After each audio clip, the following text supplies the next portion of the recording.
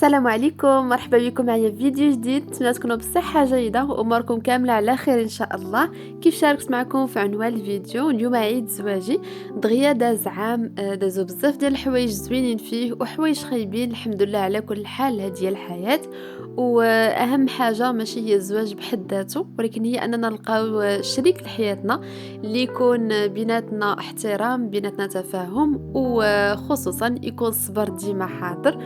فاليوم ما كنت باغا ندير حتى شي حاجه صراحه، وما كنتش باغا نصور فيديو، ولكن قلت علاش لا نشارك معكم افكار ديال الغديوه ولا عشيوه هكذا بسيطه اللي ممكن نوجدوها بالحوايج اللي عندنا هكذا في الدار. حويجات هكذا بساط، ماشي ضروري هو اننا نشريو حوايج غاليين ولا نشريو هكذا يعني حلوه جاهزه هكذا غاليه باش نفرحوا بها. ممكن نوجدوا حاجه بسيطه في الدار بالحوايج اللي عندنا في الدار نفرحوا بهم هكذا مع عائلتنا، مع وليداتنا، مع اي واحد بغيتوا انكم تفرحوا، فعلاش لا. فاول حاجه غادي نحضر معاكم الغديوه اللي حضرتها. ممكن توجدوا غديوه ولا عشيوه على حسب الوقت ديالكم، على حسب الازواج ديالكم. فانا راجلي كان يعني جاي غيجي يتغدى وغادي يرجع للخدمه، فانا حضرت هاد الغديوه هادي. والعشيه ملي مشى رجع للخدمه عاد وجدت الحلوه اللي غادي نشارك معاكم. فغادي ناخذ هاد الساشي هذا ديال خلطه توابل ديال الدجاج. كيكون معاه هاد البلاستيك هذا، يعني هذا كيكون خاص بالفران، كيدخل الفران، ماشي بلاستيك عادي، ما ديروش بلاستيك عادي. درت فيه هكذا في خضار ديال الدجاج بعد ما غسلته مزيان، وماشي ضروري في خضار ديال الدجاج، ممكن ديروا قطع دجاج اللي عندكم ولا اللي كتفضلوهم. درت بطاطا حتى هي اللي قطعتها هكذا، يعني تكون شويه كبيره ماشي صغيره بزاف ولا رقيقه. وغادي نضيف ليهم هذوك التوابل ديال الدجاج. من بعد غادي نسد هاد البلاستيك هذا مزيان، وغادي نخلطهم مزيان باش التتبيله كتوصل ليا لجميع القطع ديال الدجاج وديال البطاطا حتى هي. غادي نتقبهم هكذا بعود خشبي، من بعد غادي ندخلهم الفران، كنشعليهم من تحت ومن فوق. كنخليهم تقريبا 50 دقيقه حتى ساعه على حسب الفران ديالكم، المهم حتى كيبان لكم هكذا تحمر. دابا غادي نحل عليهم هاد البلاستيك هذا، غادي نحيد البلاستيك. وممكن انكم ترجعوهم الفران شويه هكذا، تشعلوا عليهم غير من الفوق باش كيزيدوا كيتحمروا شويه صافي، وكتقدموهم مباشره. غادي نوجد واحد السلطه هكذا ديال الروز اللي كتجي لذيذه بزاف. غادي ناخذ هنايا الروز اللي سبق ليا سلقته، درت فيه شويه الملح وسلقته، صفيته وغسلته هكذا بشويه الماء بارد. من بعد كنضيف ليه الذره، الطون، لانشون ولا كاشير ولا شاركوتري اللي كتفضلوها، شويه الفرماج احمر، جوج معالق كبار هكذا من المايونيز. غادي نضيف شويه البزار ولا فلفل اسود غير شويه، وشويه ديال الكمون. وهذا الروز هذا ممكن تضيفوا ليه اي حاجه بغيتو، يعني الخيار حتى هو الا بغيتو تقطعوه ديروا فيه هكذا من الوسط ممكن، خيزو تحكوه، فلفله خضراء حتى هي تقطعوها رقيقه وتضيفوها. المهم اي حاجه كتفضلوها ولا كتبغيوها ممكن ديروها في هذا الروز. الطريقه باش غادي نقدمها عادي، يعني غادي ناخذو غنديرو في زلافه، كتبقاو فيما كديروا كتضغطوا عليه باش كياخذ هذيك لا فورم ديال هذيك الزلافه. من بعد غادي نقلبو هكذا في الطبسيل اللي بغيت نقدم فيه. زينتو هكذا في جناب شويه الخيار ومطيشه اللي قطعتهم، شويه الذره هكذا من الفوق اللي بقات ليا، وهكذا زيتونه كحله من الفوق.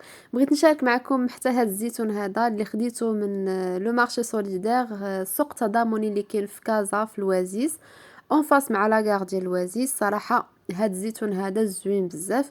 وهذا بالنسبه لهذا الزيتون هذا مسلاله، كيكون هكذا بالخضره، كاين اللي بالاعشاب، كاين اللي بالحار.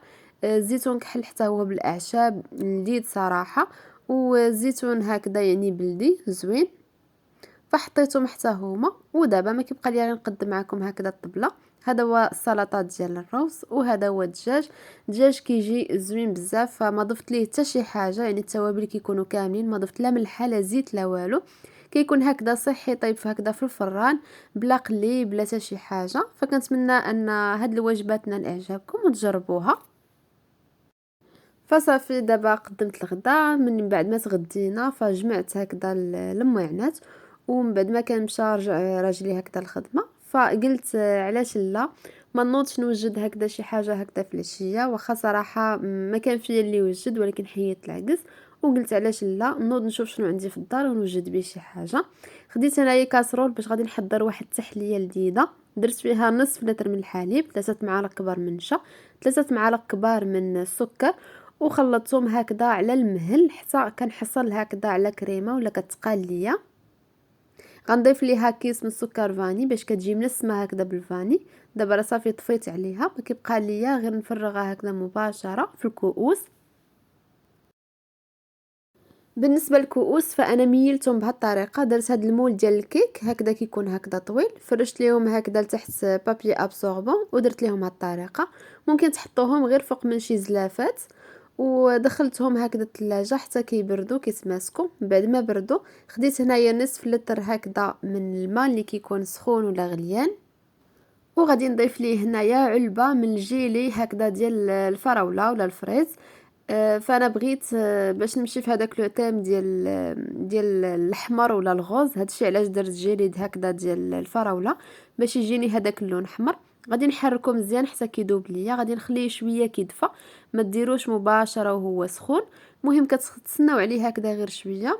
والكؤوس ضروري هذيك الكريمه الاولى اللي درتو خاصها تكون بردات وشدت راسها. صافي دابا كنفرغ هذاك الجيلي هكذا، وغادي نرجعهم الثلاجه ونخليهم كيبردوا.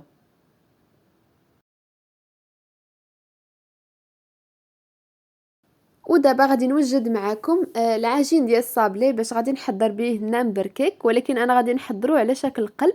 نتوما على حساب العيد ميلاد اللي عندكم ولا المناسبه اللي عندكم ممكن ديروه على شكل رقم ولا على الشكل اللي بغيتو. فانا هنا غادي نديرو على شكل قلب. غادي ناخذ 250 غرام من الدقيق، نضيف ليها 125 غرام من الزبده. الزبده اللي من الاحسن انها تكون بارده. غنضيف هنا 80 غرام من السكر. السكر من الاحسن تستعملوا سكر ثقيل ولا سكر كلاصي. انا ما كانش توفر عندي، استعملت غير سكر سنيده اللي عندي هكذا الحبيبات ديالو رقيقه. الا عندكم سكر سنيده اللي غليظ فمن الاحسن انكم تطحنوه من قبل، ولا ديروا سكر كلاصي لا توفر عندكم. ضفت قبصه ديال الملح ورملت الخليط هكذا مزيان هكذا بيدي. من بعد غادي نضيف ليه بيضه، وغادي نجمع الخليط هكذا مزيان غير بايدي. العجين ديال الصابلي ما كيتحتاج انه يتدلك او لا يتعجن، غير كنجمعوه باطراف الاصابع صافي كيكون واجد. انا هنا ما كانش عندي الوقت لانني استعملت الزبده يعني بارده. العجين كان هكذا متماسك، خديته مباشره هكذا وضعته في بابي كويسون وطلقته هكذا بالمدلك، رشيته بشويه دقيق باش ما كيلصقش ليا. الا كانت العجين هكذا بدا كيلصق ليكم من الاحسن انه عجين صابلي تخليه واحد 30 دقيقه في الثلاجه كيرتاح عاد تخدموا به. فهنايا غادي نسرح هذا العجين يكون رقيق يعني ما تخليوش غليظ بزاف. غناخذو وضعته هكذا في صينيه هكذا ديال الفران، ومن بعد كطراسيو الشكل اللي بغيتو. انا هنا ما عنديش مول على شكل قلب، فانا حاولت انني نرسم هكذا قلب غير هكذا بموس. كيف كنقول لكم ديما الحوايج اللي عندكم في الدار قديو بهم، ما تقولوش هذه ما عنديش، هذه ما نقدرش نديرها. تقدروا ديروا اي حاجه.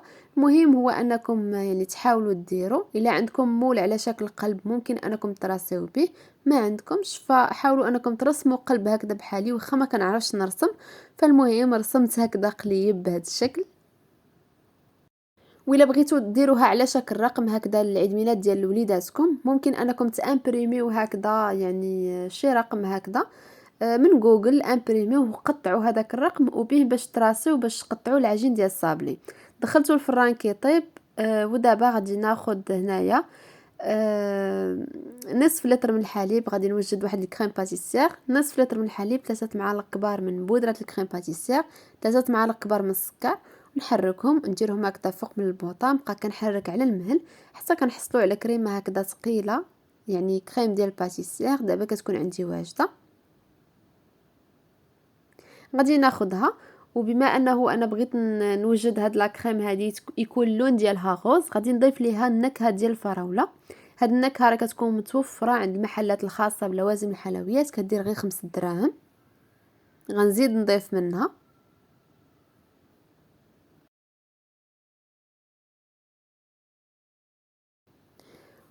وهذه كتكون نكهه وملون في نفس الوقت. من بعد ما وجدتها غادي نفرغها في واحد الاناء وغادي نغطيها بلاستيك غذائي. وهذاك البلاستيك غذائي يكون هكذا يعني يعني يكون مباشرة مغطي لهذيك الكريم باتيسير، يعني فوق منها، باش ما كتشكلش لكم شي قشرة هكذا من الفوق، وفي نفس الوقت كتحافظوا على المذاق ديالها. غادي نخليها دفا، ندخلها الثلاجة، نخليها حتى كتبرد تماما وكتماسك، عاد نجبدها. هنايا العجين اللي بقى ليا هكذا من الصابلي سرحته بهذه الطريقة، وغادي نعاود نطراسي قلب اخر، لانهم هما كيكونوا يعني جوج قطع هكذا ديال الصابلي، وحده فوق وحده. غادي نعاود نطراسي فوق منها باش كنحصل على نفس القياس ديال هذا القلب. العجين ديال الصابلي اللي كيشاط لكم فممكن انكم تشكلوه به حليوات ولا شي حاجه، يعني راه ما كتضيعوش. دابا صافي غناخذ هذاك العجين وغادي ندخلو للفران يطيب. كنشعلو عليه من التحت نخليوه يطيب، ومن بعد ممكن تشعلوا عليه شويه من الفوق، ولكن كتبقاو مراقبينه لانه دغيا كيتحمر، ما كيحتاجش هو وقت بزاف هكذا في الفران. كريم باتيسير بعد ما بردات كيكون هذا هو الشكل ديالها. كنطربوها، ممكن تستعملوا طراب يدوي ولا ممكن تستعملوا هكذا طراب كهربائي، يعني اللي توفر عندكم، ماشي ضروري طراب كهربائي. كنحركها، وهنا كيبقى لكم الاختيار. هاد الكريم باتيسير صافي كتكون واجده، ممكن تستعملوها غير هكذا كتجي شاده راسها، كتجي لذيذه. اولا ممكن تضيفوا ليها كريمه سائله ولا كريم فريش. هنا غتاخذوا كاس صغير من هاد الكريمه، هاد الكاس يعني صغر من كاس العنبه، ممكن تاخذوا غير نص كاس من كاس العنبه. وكيف قلت لكم ماشي ضروريه الكريمه في هذه الوصفه، ممكن تستعملوا غير كريم باتيسير، راه كتجي لذيذه. كنبدا كنضيف بشويه بشويه وانا كنطرب، لكن الطريقه يعني الصحيحه انا غير مع الزربه درت الطريقه هي انكم تطربوا الكريمه سائله بوحدها في اناء، عاد من بعد كتبداو كتضيفوها الكريم باتيسير بشويه بشويه وانتم كتخلطوا. وهنا من الاحسن انكم ترجعوا تدخلوها الثلاجه حتى تبغيو تستعملوها. غادي ناخذ هذاك القلب اللي وجدته. احسن حاجه بالنسبه للعجين ولا النامبر كيك اللي كنوجدوه على شكل صابلي هو انكم تسقيوه شويه، لانه بزاف الناس كيسولوا كيفاش كديروا هكذا مع صابلي في التقطاع ولا الماكله.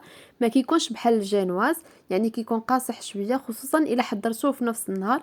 مازال الا خليتوه هكذا ليله كامله في الثلاجه فكيرطاب هكذا بوحدو. ممكن تستعملوا هكذا شي صوص هكذا على حساب لوغو اللي نتوما استعملتو، ولا تسقيوه بشي سيرو الا بغيتو، ولا ممكن ايضا تستعملوا جينواز في بلاصه عجين صابلي. هنا استعملت هذيك الكريمه درتها غير في بلاستيك عادي على شكل كورني، وتقبت هكذا البلاستيك ودرته. الى عندكم بوش ممكن ديروه. انا بغيت نشارك معكم هكذا حويجات بساطين باي حاجه عندكم في الدار، ممكن تقديو بها، ماشي ضروري تيكون عندكم كل شيء عاد توجدوا شي حاجه. فدرت هذيك لا كريم، درت عجين صابلي الاخر القليب فوق منها، ودرت لا كريم عاوتاني مره اخرى. وبالنسبه للتزيين فانا زينت غير بهاد العقيقات اللي كانوا عندي. بالنسبه لنا بركيك ممكن تزينوه بلي ماكارون لي شوكولا فريز اذا عندكم، المهم اي حاجه ممكن تزينوا بها على حسب المتوفر.